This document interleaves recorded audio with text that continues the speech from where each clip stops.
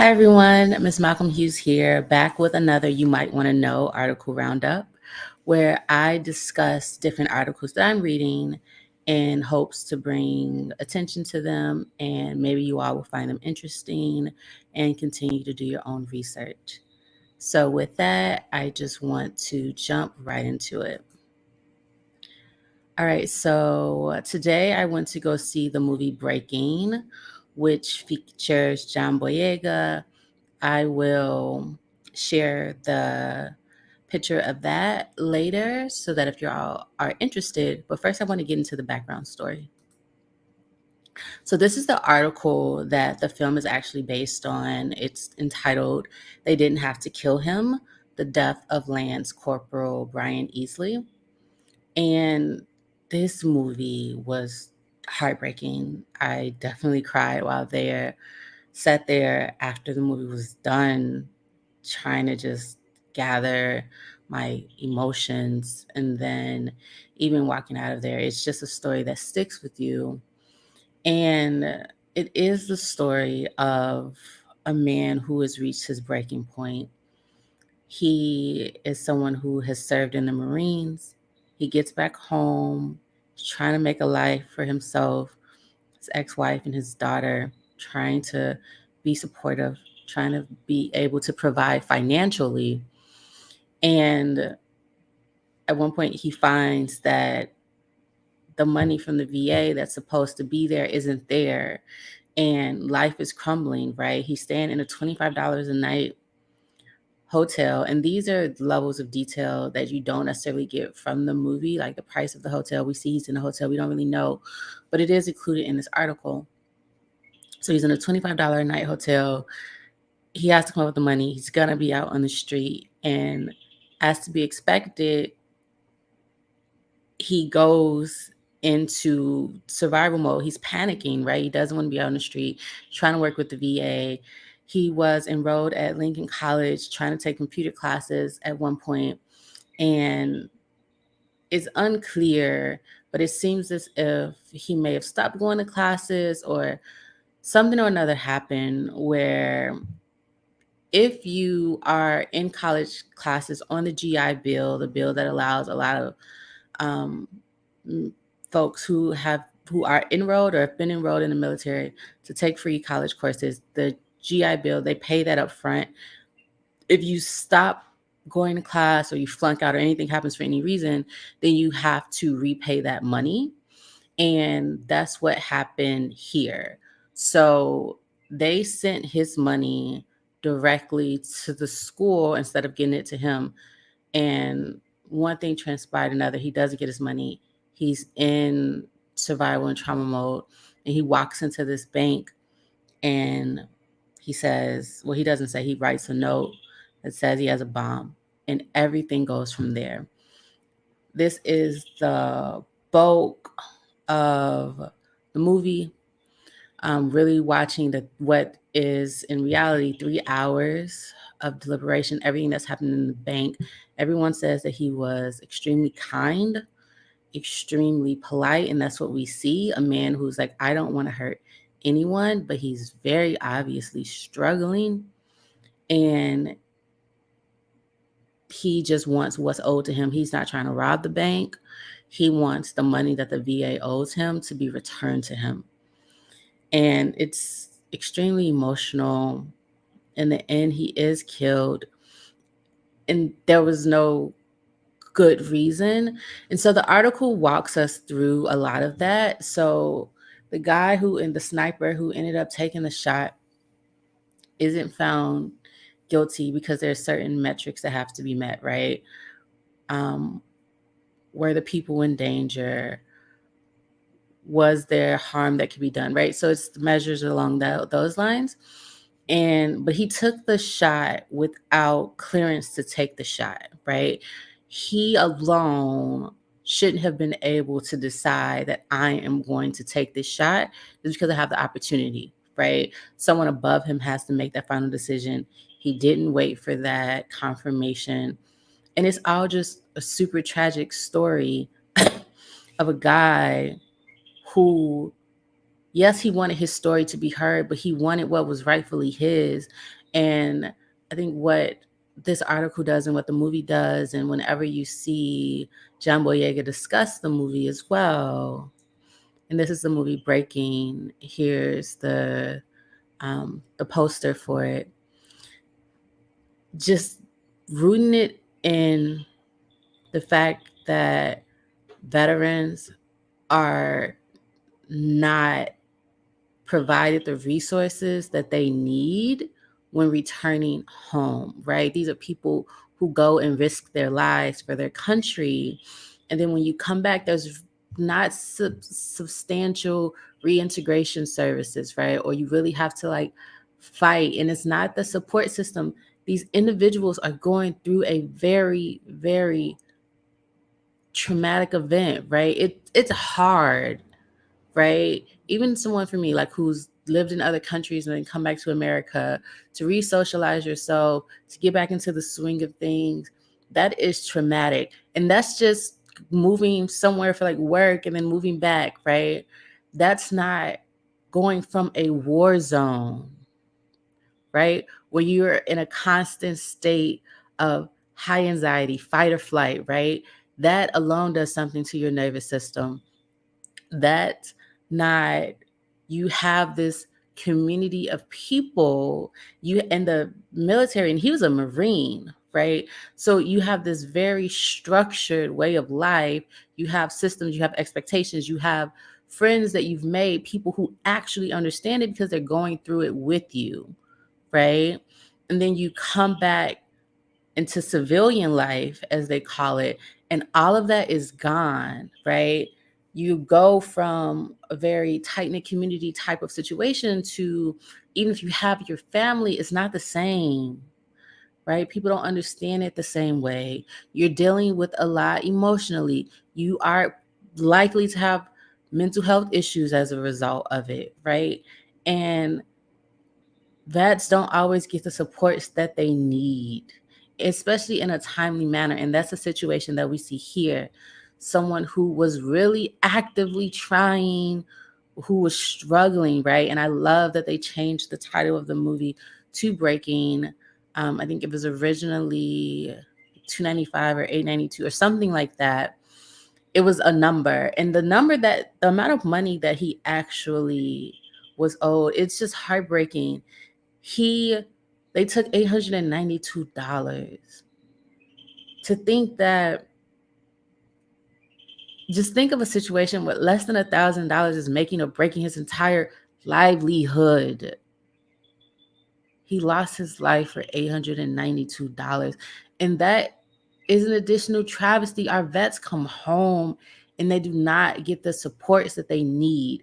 And this movie is definitely one that people should support. It tackles that issue. And so I think this article is definitely one that should be read. It provides great context, but also go see the movie and support it. Do you want to give that warning? Like I said, I cried. It's a very heartbreaking story, but I think it needs to be told. And more than just the telling of the story, I think that we need to have continued conversation about how to have systems in place to support our vets once they are re-entered into society. And also, just what is touched on in the article is the Cobbs County Police Force as well, ensuring that you have mental health service individuals who can step in these situations. And that is something that Lance Corporal Brian Easley was not provided. So I think that reform is the next step, right? You watch the movies, you read the articles, you do your research, and then we need reform. So we cannot miss that step. All right. Speaking of movies, I saw this movie recently as well, The Woman King. And as we all know, that has been an ongoing discussion. People have strong feelings about it. Some people are praising it for its depiction, how well it was shot, just the movie overall. And I do think that it was a good movie. Other people are upset because it is not historically accurate, right? It does not fully depict the role that the Dahomey Empire had in the transatlantic slave trade.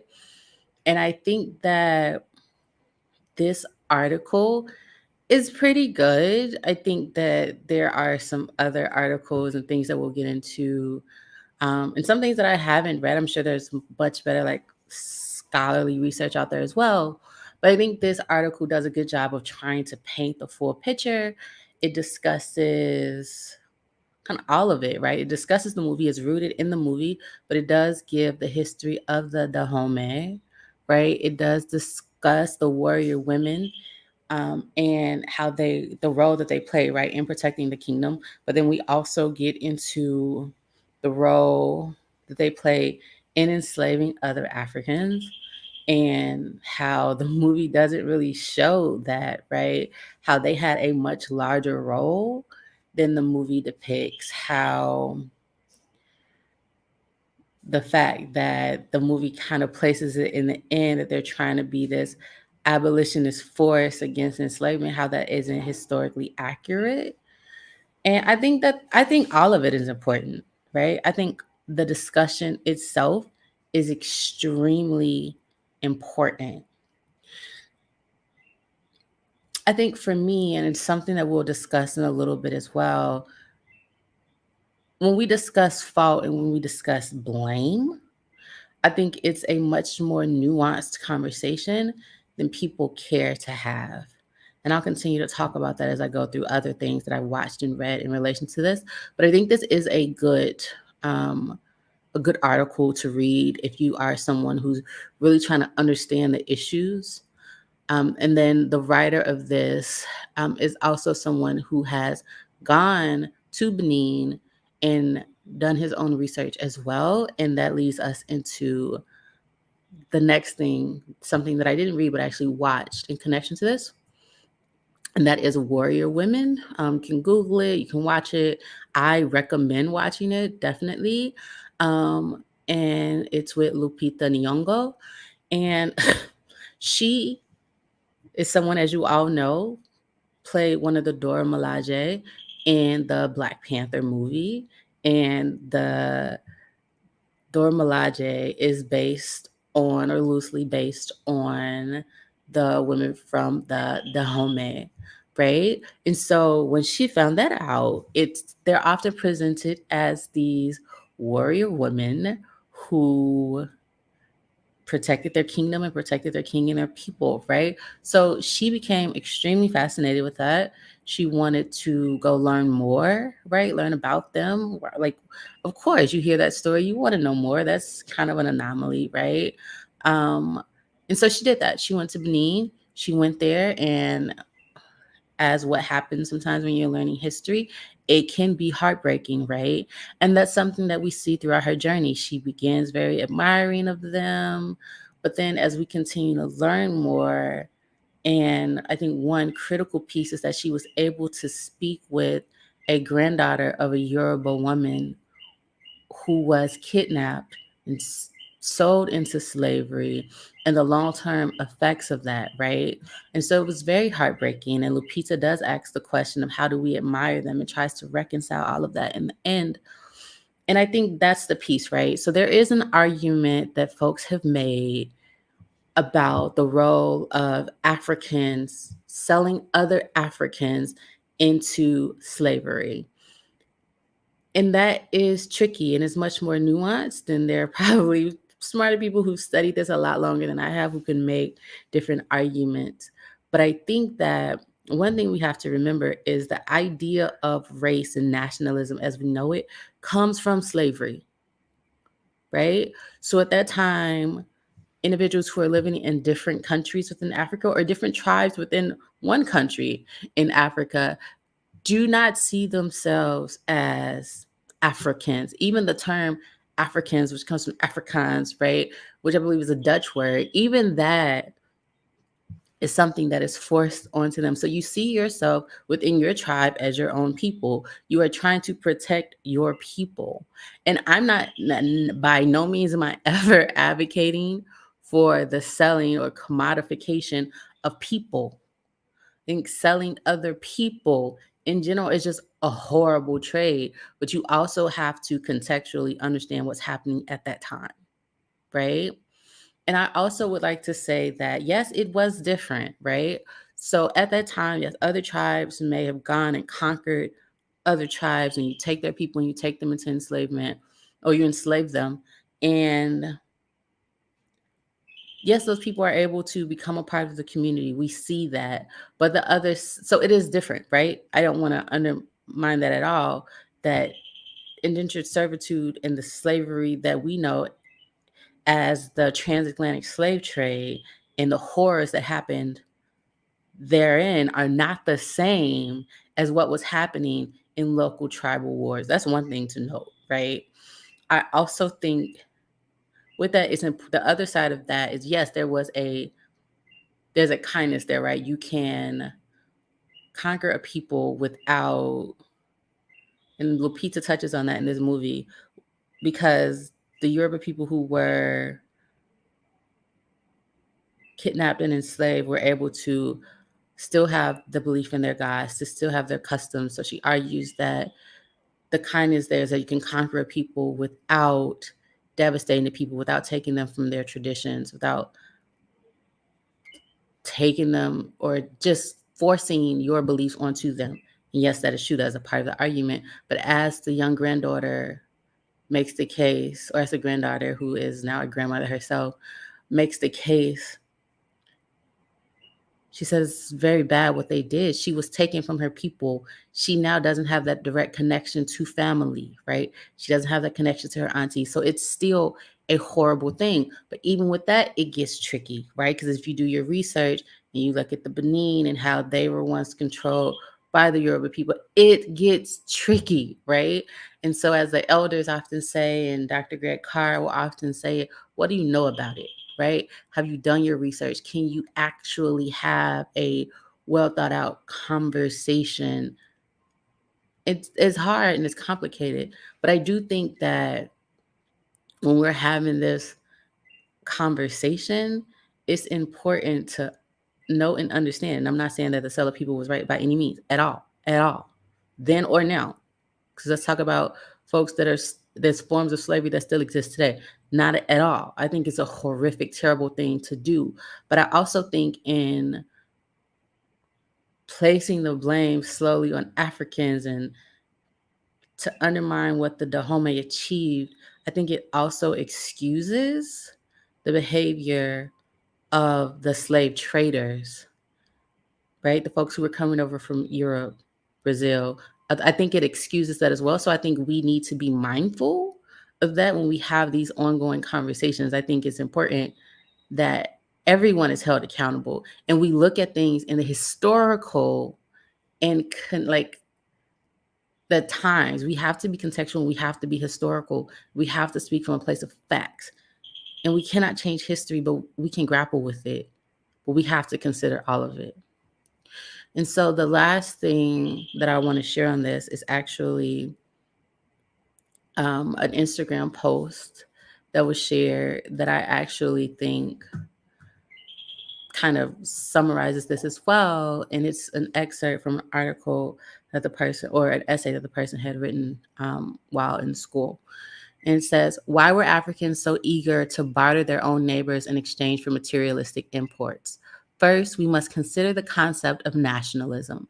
Nationalism did not become prominent in Africa until the mid-20th century. Therefore, in pre-colonial Africa, Africans did not think of other ethnic groups as kinfolk or brethren, simply because they all lived in Africa. Rather, they saw each other as competing groups battling for the wealth and advancement of their individual ethnic tribes. So, when Europeans arrived with boatloads of cloth, cotton, chintz, silk, handkerchiefs, and some brandy, wine, or beer, for me to expound on that, weapons and other things, in exchange for a cargo of slaves, African kings, who again were only responsible for the protection of their own ethnic groups, seized the opportunity to profit off of the disenfranchisement of their competitors.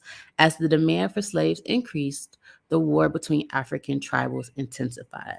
So again, I think it's important when we're having these conversations, and I think we should have these conversations. I think they're necessary conversations, but I think that we should have them in the full historical context.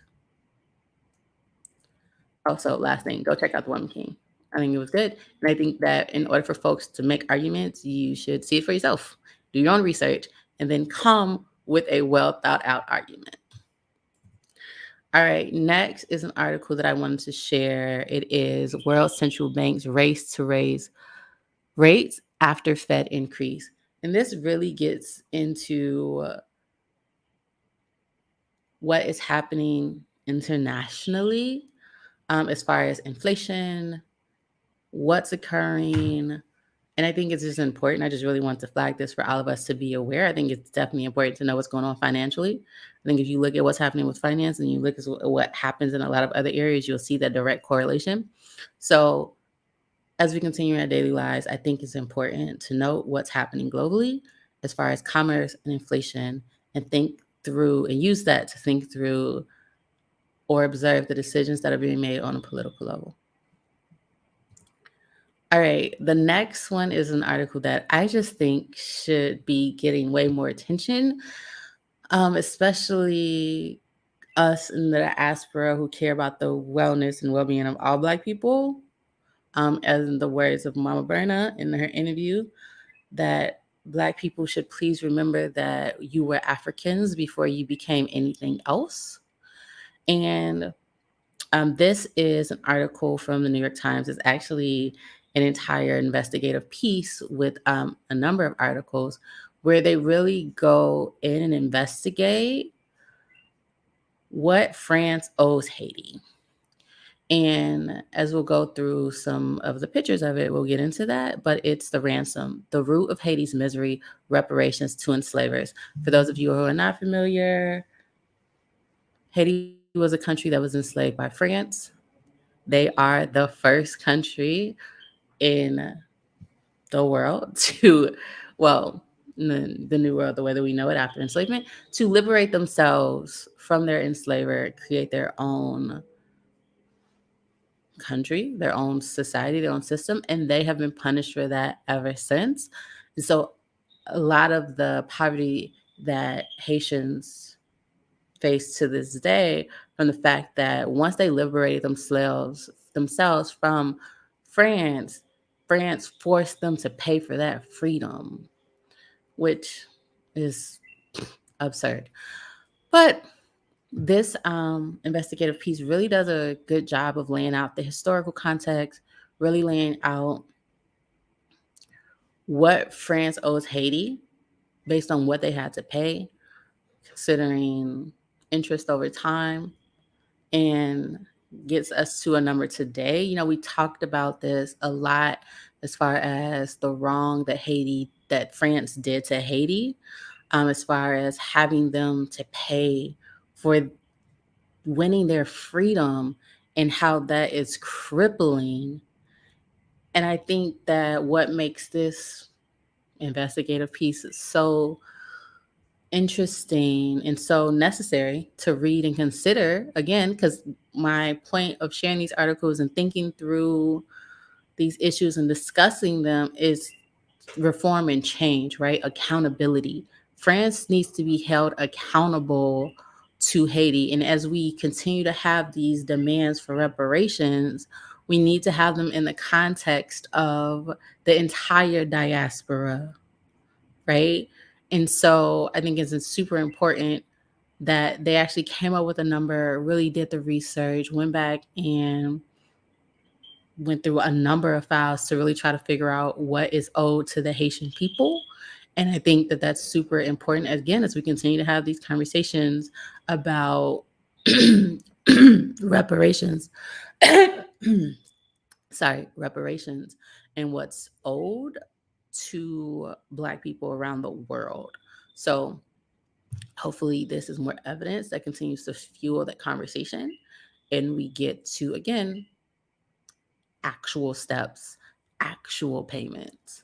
So I think this is definitely worthwhile reading. This is something I think everyone should absolutely read. And last but certainly not least is this article. It's in the American public education system. Black children are the new cotton. And I think that this article is extremely interesting. I think that one of the main things it argues, and I don't disagree with, is that Black people, and believe like all people, should be in control of what their children learn. And it argues that Black people in the American system, the way that it is that you get funds for Black children, but there's no real investment in their learning. And one thing it even says here, just in the opening line, is white America has always had an interest in the education of Black folks, but never for the purposes of our freedom. And a lot of arguments are made here. As someone who works in the field of education, I think that though I don't disagree with the core arguments, I think some of them are limited in scope. I think that they could have been better argued, but that's neither here nor there. This is more of a cursory look at certain issues and certain arguments. But what I love about it is that it does link to a lot of other research that has been done throughout time. There's articles from Du Bois, W.E.B. Du Bois, who's made the argument years ago, back in 1935, when it was published, about does the Negro need separate schools? Even Dr. King, Malcolm X, a number of other folks have made the arguments about the dangers of having Black children educated in a white system. And what it even talks about here, two main points that I really appreciate is one, it talks about the negative impacts of integration as far as Black kids no longer being educated by Black teachers or by a limited number of Black teachers, Black individuals who were in positions of power and authority, i.e. principals, were dismissed. They no longer had those positions. The curriculum that Black children are learning does not center them in a positive sense. And that is something that folks have been pushing back against for a long time. I myself have done work in curriculum reform and making sure it is culturally relevant. So I do think that that is extremely important. I do think Black children should be educated by Black teachers. I also really appreciate the argument that is made here about resources, about how if you look at historically, when before integration, during the time of segregation, Black children were learning, literacy rates were arguably higher. The issue was resources. So when you have students who have the same resources, who have the same funding, because even the funding system these days is still flawed. Title I tries to make up for some of that, but it doesn't really get there. If you are in a wealthier neighborhood, a wealthier school district, then the tax dollars, you are going to receive more money per child, right? It can be upwards of $1,800 per child, which makes a difference in the resources they have, which makes a difference in the textbooks that schools have, which makes a difference in the number of allies and businesses and community assets that are coming in and allowing children to be able to have access to certain things, be able to network. It's a lot, right? So I think this article does a very good job of laying that out, of making the argument. Again, I do think it's cursory. You do still have to go do your research and delve in more, but I think it's worthwhile reading. I think it's worthwhile considering. And I do agree at the end of the day, whatever issues I may have with some of the points that were being made, whether or not I think that the argument was as well developed as it could be, I do agree with the conclusion. I think that the resources should be the same, but I do think that it is important for Black children, for all children, honestly, but we're talking about Black kids in this article, to receive an education that is them centered, them focused. I agree with that 100%. So I definitely think that this is an article worth reading. I definitely think that it's a discussion that we need to continue to have. I think we need to continue to have programs that educates Black educators, right? Trains them up well. I do think we need to have culturally relevant curriculum. I do think that we need to have individuals empowered, talking about school boards, superintendents, I think that look like them, that have their interest at heart, right? So I think that, again, this is an article worth checking out. And I think thinking through that and continuing to make changes based on that, or continuing to opt out of a system based on that, that's always an option as well. So thinking through that as well. But yeah, these are the articles that I've read recently that I wanted to share. This ended up being a little longer than I wanted it to be, but I did want to talk through these articles and recommend that you all check them out. If you've read them, please let me know. If you plan on reading them, let me know as well.